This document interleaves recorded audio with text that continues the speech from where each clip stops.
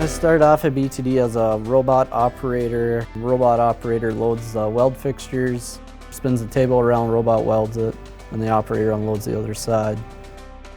That's just kind of the basics of the robots. Once you get more in detail, you create programs on the back of the robot or on a computer. With the manufacturing process, I'm typically right in the middle of all the product. BTD has sent me to other locations to assist them and sent me to other customers as well to help improve the product and the process. I barely get a chance to sit down. It seems like I'm always running around. Everyone's very friendly, family-oriented.